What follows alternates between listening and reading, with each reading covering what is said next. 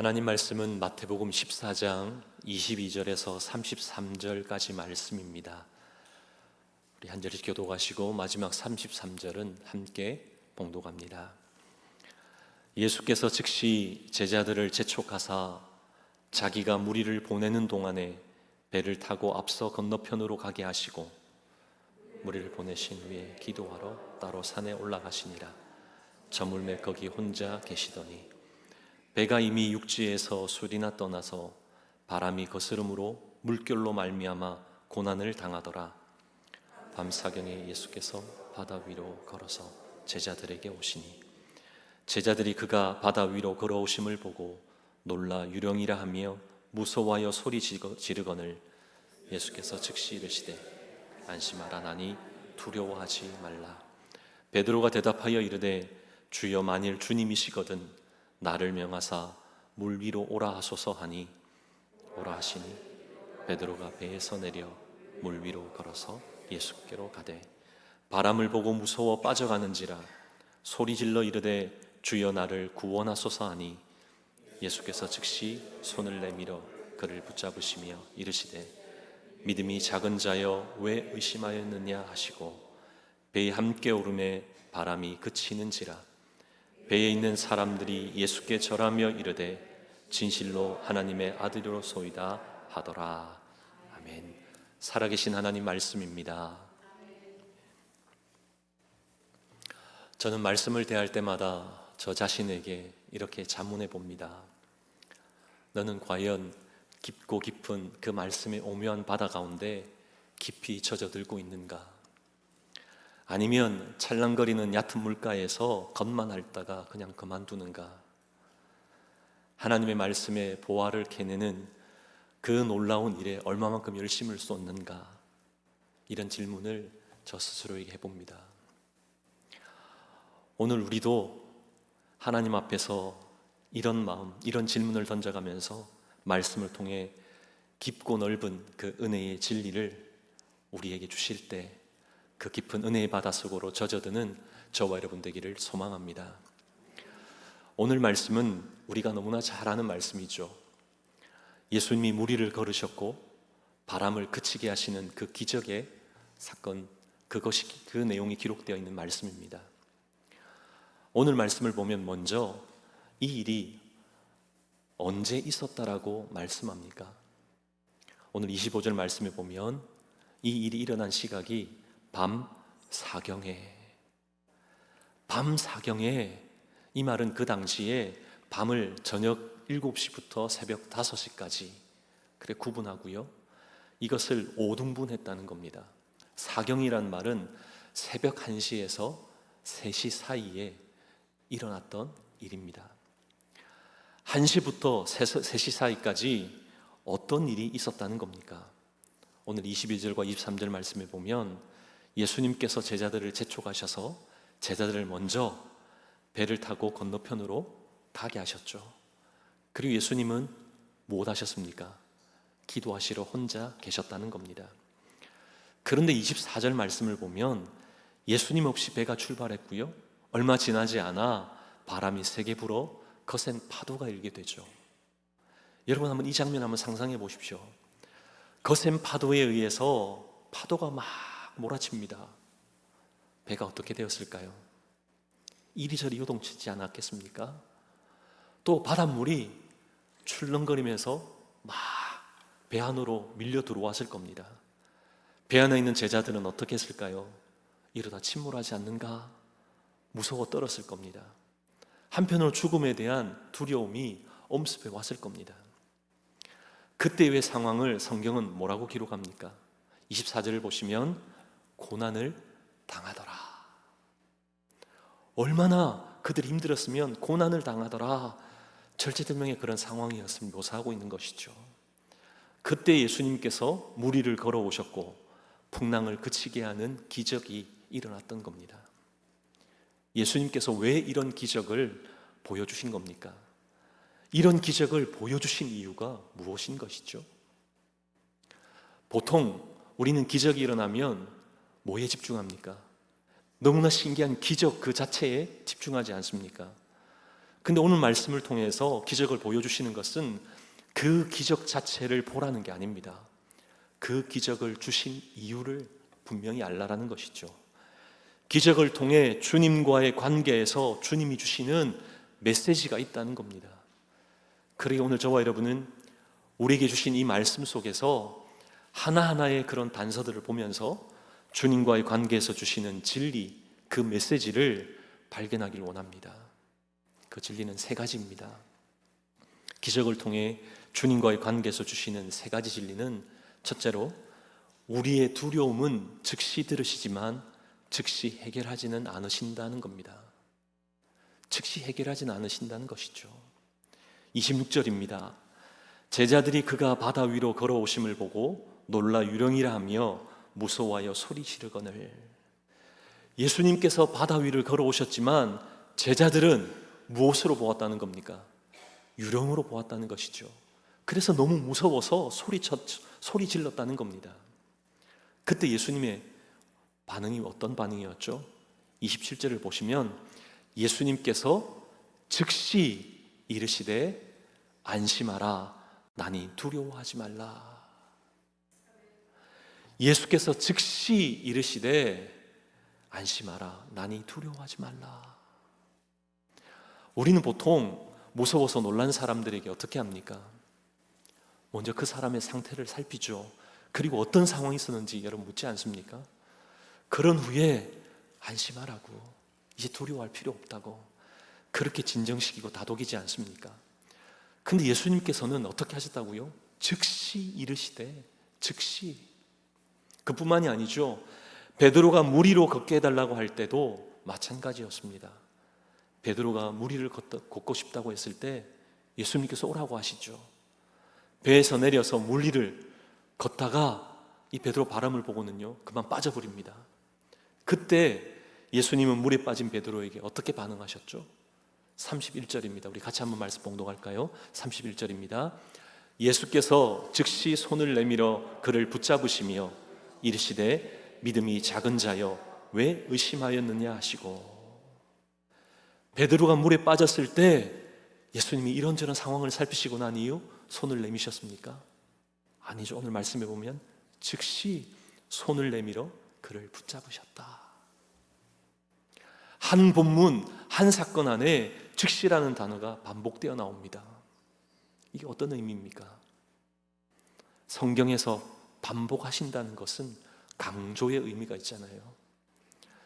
당시 제자들이 무서워 두려워할 때 우리 주님이 너무나도 빠르게 반응하셨다는 겁니다. 베드로가 두려워할 때도 즉각적으로 반응하셨다는 것이죠. 이게 무슨 말입니까? 너무나 사랑하심으로 나타나는 반응이라는 겁니다. 여러분 한번 생각해 보시죠. 우리 어린 자녀들이나 손주들과 함께, 아이들 너무나 물놀이를 좋아하잖아요. 그래서 아이들이 좋아하는 수영장에 함께 가면 아이들은 지치지 않는데 어른들이 지치잖아요. 그러면 이제 잠시만 쉬었다 가자고 아이들을 데리고 물 밖으로 나오죠. 그리고 물 밖에는 앉혀둡니다. 그러고 나면 어른들끼리 이렇게 이야기하고 대화를 나누다가 잠깐 아이들을 보지 않으면 아이들은 어떻게 합니까? 얌전히 가만히 있나요? 아니죠. 막 에너지가 넘치기에, 그럼 물 얼마나 좋아합니까? 순식간에 물로 가버립니다. 그러다가 아이가 수영장에 빠져버리죠. 그러면 어떻게 합니까? 빠졌네? 그러면 가만히 봅니까? 아니죠. 그런 부모 없습니다. 어떻게 하죠? 가슴이 철렁 내려앉는 듯한 그런 마음으로 즉시 손을 뻗어서 아이를 구하든지 아니면 물로 뛰어든다는 겁니다. 왜요? 사랑하니까. 사랑하는 자녀고 사랑하는 손주이기에 그렇게 즉시 손을 잡아 구해내는 겁니다. 즉시 반응한다는 겁니다. 우리를 너무나 사랑하신 하나님 아버지의 그 놀라우신 표현이 우리에게만 분명한 말씀으로 증가하고 계시는 것이죠. 너무나 사랑하셔서 반응하신다는 겁니다. 여러분 믿으십니까? 그러기에 즉각적으로 반응하시는 우리 하나님 너무나 감사한지 모른다는 것이죠. 근데 이런 말씀을 보시면 한 가지 이상한 것이 있습니다. 여러분 오늘 말씀 24절을 다시 한번 보십시오. 마지막에 뭐라고 말씀합니까? 24절 말씀해 보시면 마지막에 뭐라고 말씀하시죠? 고난을 당하더라. 무슨 말입니까? 고난을 당하고 있다면 그 고난의 원인을 제거해 주면 사실 문제는 쉽게 해결되지 않습니까? 한 방에 고난이라는 것은 사라질 겁니다. 근데 예수님이 어떻게 하셨습니까? 고난의 원인을 해결해 주신 것이 아니라 사랑하는 우리에게 주목하시고 우리에게 반응하셨다는 겁니다. 고난의 원인은 그대로 두신 채 사랑하는 자녀에게 반응하고 계신다는 것이죠. 고난 그것보다 우리를 사랑하시는 하나님, 우리에게 더 집중하기를 원하시는 하나님이심을 우리는 보게 되는 것이죠. 그런가 하면 이 고난의 원인이 무엇입니까? 고난의 원인이 뭐죠? 바람입니다. 이 바람을 일으킨 분도, 그것을 그치게 하시는 분도 누굽니까? 32절 말씀을 보시면 배에 예수님이 오르자 바람이 그친 것을 보면 바람을 일으킨 것도, 바람을 그치게 하는 것도 바로 우리 주님이시란 사실입니다. 그런데 오늘 말씀을 잘 보시면 예수님께서 바다 위로 제자들에게 걸어오셨을 때 그때 바람이 그쳤습니까? 27절 말씀 보시면 안심하라, 나니 두려워하지 말라, 이렇게 말씀하셨지 거센 그 풍랑, 그 바람이 잠잠해졌다, 그런 기록은 어디에도 없습니다. 여전히 바람은 세차게 몰아쳤습니다. 이 바람은 나중 예수님이 배에 오르시자 멈췄다는 것이죠. 이 말씀을 통해 우리가 알 수 있는 게 뭡니까? 우리를 사랑하셔서 두려움에 대해서는 우리에게 즉각적으로 반응하시지만, 그러나 우리의 문제의 해결은 아직 아니라는 겁니다. 그 상황을 그대로 두신다는 겁니다. 왜요? 우리가 원하는 때에 우리의 방법대로 하면 우리는 어떻게 합니까? 금방 하나님 어떤 분인지 잊어버리지 않습니까? 하나님은 온데간데 없고 그냥 나 좋은 대로 살기 바쁘지 않습니까? 그러기에 우리 하나님은 우리의 방법, 우리의 뜻대로 되기를 원하지 않으시고 하나님의 뜻, 하나님의 방법대로 하나님의 때에 이루기를 원하신다는 겁니다. 인생의 주인이 누구인가를 분명히 알기를 원하시기에 주님의 때에 주님의 방법으로 해결하시는 줄 믿습니다. 제가 이것을 정확하게 느낀 적이 있습니다. 여러분 중에 혹시 기도 일기를 적는 분 계십니까? 저는 대학생 때 이 기도 일기를 적었습니다. 몇 월 며칠 몇 시에 어디서 뭘 어떻게, 그 기도의 내용이 무엇인지 아주 자세하게 그렇게 적었습니다. 그리고는요, 응답란을 그렇게 만들어 두었습니다. 후에라도 언제라도 그 기도가 응답되면 거기에다 동그라미를 쳤던 것이죠. 시간이 한참 지나고 나서 제가 언젠가 한번 대학생 때 이 기도일기를 한번 들춰본 적이 있습니다. 그때 한 기도가 눈에 확 들어오더라고요. 그때 했던 그 장소와 그 내용이 막 머리에서 떠오르더라고요. 대학부 그리고 청년부 연합에서 수련회에 참석했을 때 제가 수련장의 그 난관을 붙잡고 그렇게 눈물로 기도하고 그렇게 부르짖었던 그 내용들이 막 기록되어 있더라고요. 마음에 대한 모든 생각들을 그때 기도일기에다가 막 기록해 놓았더라고요. 그러면서 그때 하나님이 제게 주셨던 말씀, 그것도 함께 다 기록되어 있더라고요. 너는 두려워 말라, 내가 너를 구속하였고 내가 너를 지명하여 불러나니 너는 내 것이다. 네가 물 가운데 지날 때에 내가 함께할 것이라. 강을 건널 때에 물이 너를 침몰치 못할 것이며 네가 불 가운데 행할 때에 타지도 아니할 것이요 불꽃이 너를 사르지도 못하리니 대전하는 여호와 내 하나님이요 네 구원자임이라. 이사야 43장의 말씀, 그 말씀을 주셔서 기록해 놓았습니다. 평안으로 우리 하나님이 함께 하신다, 내가 너를 잘 안다, 이런 마음들을 다 적어 놓았더라고요. 하지만 응답란에는 동그라미가 쳐 있었을까요? 쳐 있지 않았을까요? 쳐 있지 않았습니다. 동그라미가 없었습니다. 이걸 보면서 뭘 깨달았냐면, 힘들 때, 너무나 두려워할 때는 하나님 즉각적으로 말씀 주시더라고요. 하지만 제가 가지고 있던 그 근본적인 어려움, 그 문제들을 즉시 기도한다고 해결해 주지 않으셨다는 겁니다. 그러게 기도 일기를 보니까는요, 대충 응답란이 다 비어 있더라고요. 근데 한참 시간이 지난 이후 다시금 그 기도의 내용을 더 들여다보는데 저절로 동그라미가 쳐지는 겁니다. 내 때가 아닌 하나님의 때에 응답하셨음이 저절로 고백되더라고요. 제가 생각했던 방법보다, 그 때보다 훨씬 더 놀랍고 기이한 일로 우리 하나님이 행하셨더라고요. 동그라미가 쳐지더라고요. 너무나 놀랍지 않습니까? 즉시 해결해 주시지 않아도 우리의 상황을 너무나 잘 아시는 주님이 우리의 마음을 아신다. 그 위로의 음성 듣는 저와 여러분 되기를 원합니다. 비록 문제가 한순간 해결되지 않아도, 여전히 문제가 산적해져 있어도 나를 사랑하시는 그 주님께 우리의 마음이 주님께로 향하는 저와 여러분 되시기를 축복합니다. 둘째로, 기적을 통해 주님과의 관계에서 주시는 진리는 상황을 보면 빠지고 주님을 보면 걸을 수 있다입니다. 상황을 보면 빠지지만 주님을 보면 걷는 기적이 일어난다는 겁니다. 28절, 29절입니다. 우리 같이 한번 봉독할까요? 베드로가 대답하여 이르되 주여, 만일 주님이시거든 나를 명하사 물 위로 오라 하소서 하니, 오라 하시니 베드로가 배에 내려 물 위로 걸어서 예수께로 가되. 베드로가 어떻게 했다고 말씀합니까? 예수님이 오라 하시니까는요, 물 위로 배에서 내려서 베드로가 실제로 걸었다는 겁니다. 엄청난 기적이 일어난 사건이죠.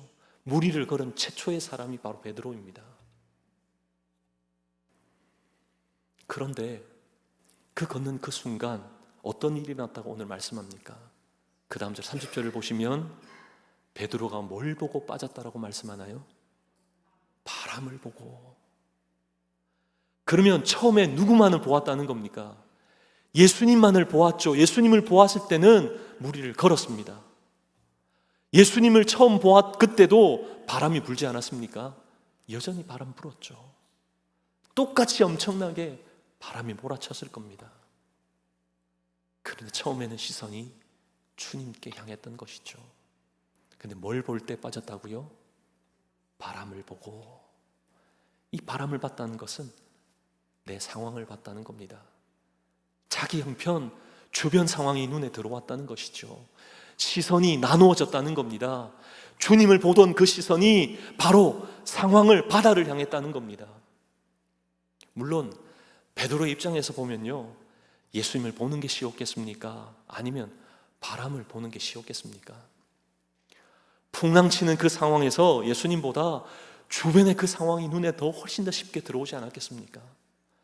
바람으로 인해 출렁이는 그 파도, 배에 부딪히는 그 소리, 그 소리에 더 기울이고 싶다는 것이죠.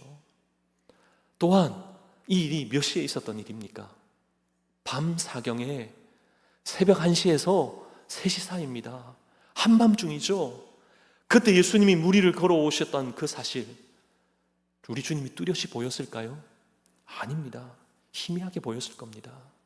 근데 파도가, 또 바람은요, 바로 옆에서 쇠차게 몰아치고 그 파도가 그 배를 때리니 그 소리가 어떠했겠습니까? 눈과 귀가 어디에 주목하기 쉬웠겠습니까? 주님은 희미합니다. 그러나 그 현실, 바다와 바람은 더 분명히 했던 것이죠. 무엇을 말하는 겁니까? 느껴진 대로 본 겁니다. 느껴진 대로 보았을 때 어떻게 됐다라고 말씀합니까? 빠졌다라고.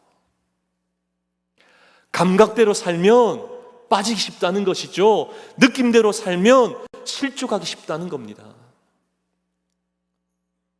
여러분, 비행기와 자동차 둘 중에 어느 게 빠릅니까?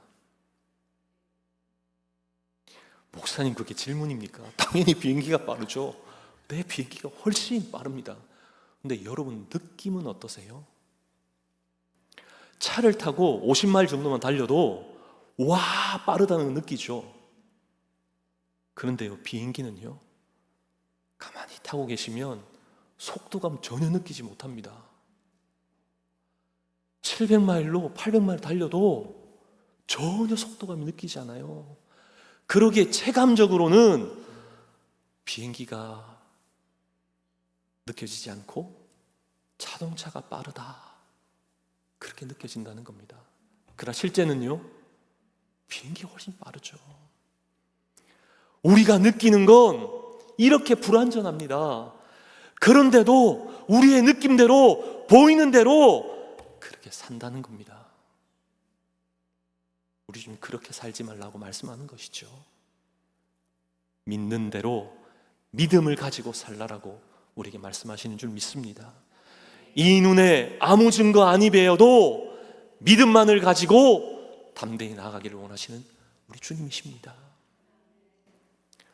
우리가 살아가는 인생, 여러분 하루를 한번 돌아보십시오. 어떻습니까? 하루 동안 예수님이 여러분의 눈에 더 많이 들어오고 여러분 생각 속에 예수님이 더 많이 떠오르시는가요? 우리의 환경, 우리에게 일어나는 그 일들이 더 많이 생각나고 더 보이지 않습니까? 실제는 우리 앞에 닥쳐있는 그 문제가, 더 어려움들이 우리에게 더 와닿습니다. 바람과 풍랑이 더 잘 느껴진다는 겁니다. 그러게 자꾸만 보이는 것이 눈에 들어옵니다. 느껴지는 대로 생각하죠. 그러다 보면 이다 큰일 나는 것 아닌가? 어떻게 하지? 더 어려워지는 것은 아닌가? 우리 교회 가는 대로 안 되면 어떻게 하나? 그런 생각이 막 떠오르지 않습니까? 어떻게든 해결하려고 그렇게 발버둥 치지는 않습니까? 느끼는 대로 하면 빠진다는 겁니다. 그러게 우리는 보이는 대로 보면서 가면 안 되는 것이죠. 왜요? 결국 바람은 시간이 지나면 사라집니다. 결국 거친 파도는 그렇게 휘몰아치다가 어느 순간 사라집니다. 하지만 유일하게 우리 하나님만은 영원하신 줄 믿습니다. 우리 성령님만은 우리와 영원히 함께 하시는 줄 믿습니다. 영원히 변하지 않는 그 주님께 우리의 시선을 두면 우리 인생은 절대 빠지지 않는 것이죠. 그런가 하면 시선이 나누어진 베드로에게 우리 주님 뭐라고 말씀합니까? 31절 말씀을 보시면 믿음이 작은 자여 왜 의심하였느냐? 우리 주님 그렇게 베드로에게 말씀하시잖아요. 바다 그 상황에 그 눈길이 머물러 있는 그 베드로를 향하여 믿음이 작은 자여 이렇게 말씀하셨다는 겁니다. 그러기에 우리의 시선, 이것이 바로 믿음이라는 것이죠. 우리의 시선이 믿음의 반응이라는 겁니다. 여러분이 무엇을 주목하고 있는가? 그것 보시면 내가 믿음의 사람인지 아닌지를 분간할 수 있다는 겁니다. 여전히 세상에 여러분의 시선이 쏠려 있다면 아직도 믿음의 사람, 믿음의 발걸음이 아니라는 것이죠. 어떻게 하면 됩니까? 주님 바라볼 때 믿음의 사람, 믿음의 반응이 우리에게 일어나게 하신 줄 믿습니다. 절대 변하지 않는 주님 바라보아야 하는 것이죠. 수시로 변하는 우리의 상황이 아닙니다. 예수님보다 다른 것이 우리의 눈에 들어온다면 우리의 시선이 나누어져 있는 것이죠. 시선이 나누어지면 믿음으로 반응할 수 없습니다. 보이는 대로가 아닌, 느끼는 대로가 아닌 너무나 분명하고 영원하신 우리 주님께 우리의 눈을, 우리의 시선을 고정하는 저와 여러분 되시기를 축복합니다. 마지막으로 기적을 통해 주님과의 관계에서 주시는 진리는 주님께 맡겨진 배에는 풍랑이 없다. 주님께 맡겨진 배에는 풍랑이 없다는 겁니다. 오늘 우리가 읽은 말씀 그 바로 앞에는 어떤 내용의 말씀이 나옵니까?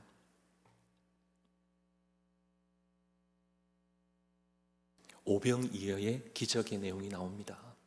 오병이어의 기적의 내용이 뭐죠? 보리떡 5개와 물고기 2마리로 5,000명을 먹이시고 12바구리가 남는 놀라운 기적의 사건입니다. 상상할 수 없는 그런 엄청난 일이, 기적이 일어난 거잖아요.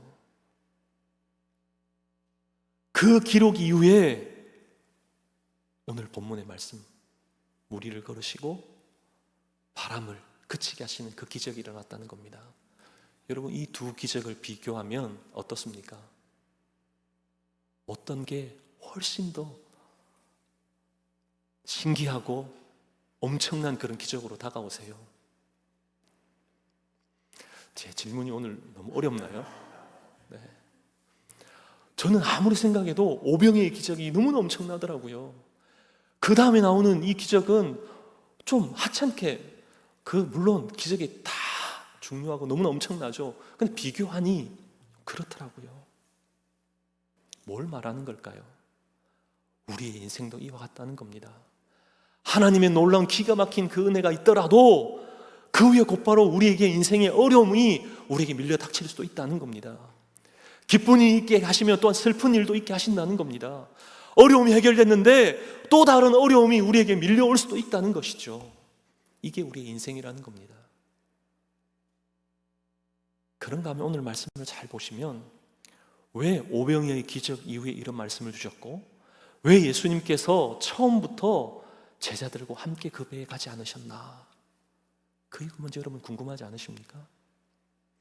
오병이어의 기적이 일어났을 때 오늘 본문과 동일하게 내용이 기록되어 있는 요한복음 6장을 보시면 그 기적을 본 사람들, 오병이어의 기적을 본 사람들이 예수님을 어떻게 합니까? 요한복음 6장에 보시면 사람들이 예수님을 임금으로, 왕으로 삼으려고 했다는 겁니다. 예수님이 그 지역에서 슈퍼스타가 된 겁니다. 인기 짱이라는 것이죠. 그 함께 있었던 제자들이 그 순간 어떤 마음이 들었겠습니까?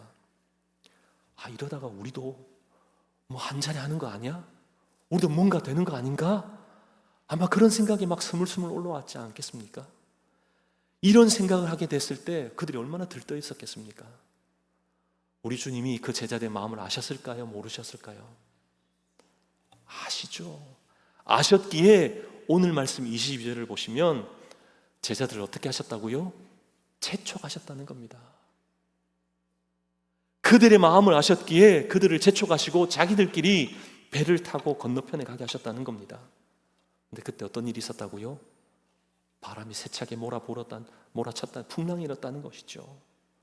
풍랑이 있는 파도, 그 파도를 경험한 그들 어떻겠습니까? 얼마나 괴로웠겠습니까?